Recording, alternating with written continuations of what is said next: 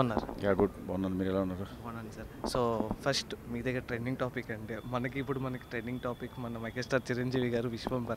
దాని గురించి ఏదైనా చిన్న అప్డేట్ ఏమైనా ఉందా సార్ ప్రేక్షకులు?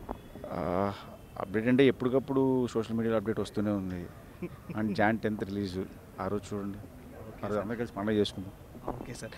అండ్ ఈ డైరెక్టర్స్ డే గురించి చెప్పుకోవాల్సి వస్తే ఇప్పుడు చాలా పెద్ద స్థాయిలో చేస్తున్నారు. అండ్ మనకి తెలుగు ఇండస్ట్రీ నుంచి కూడా చాలా స్టార్స్ అందరూ ముందుకు వస్తున్నారు.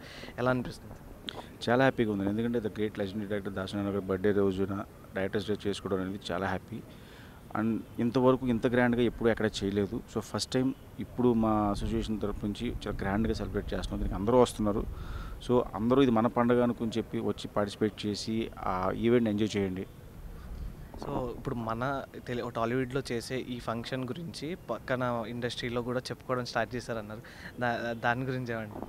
డెఫినెట్గా హ్యాపీయే కదండి. మనం చేస్తున్న పని 10 మంది గుర్తించారు అంటే చాలా హ్యాపీ. సో ఆఫ్ స్క్రీన్లో ఉండే డైరెక్టర్స్ ఎప్పుడు సినిమాని ముందుకు తీసుకెళ్తూ ఉంటారు. ఈసారి ఆన్ స్క్రీన్ వచ్చి ఆ ప్రోగ్రామ్స్ కానీ ఇది కానీ పార్టిసిపేట్ చేయబోతున్నారు. ఎలా ఉండబోతుంది ప్రేక్షకులకి ఆ రోజు? ఆ, ఎలా ఎంజాయ్ చేస్తారని మీరు? సి అది మే 4th రోజు పర్ఫార్మెన్సెస్ ఉంటాయి కాబట్టి అలా చూసి ఎంజాయ్ చేయడం బెటర్. అది ఎందుకంటే ఆల్రెడీ ఇది ఫస్ట్ టైం కాదు, ఇంతకుముందు కూడా చేశారు. లాస్ట్ టైం హరీష్ అన్న అనిల్ అన్న కూడా చేశారు. ఈసారి కొంచెం పెద్ద స్కేల్లో చేస్తున్నారు అందరు.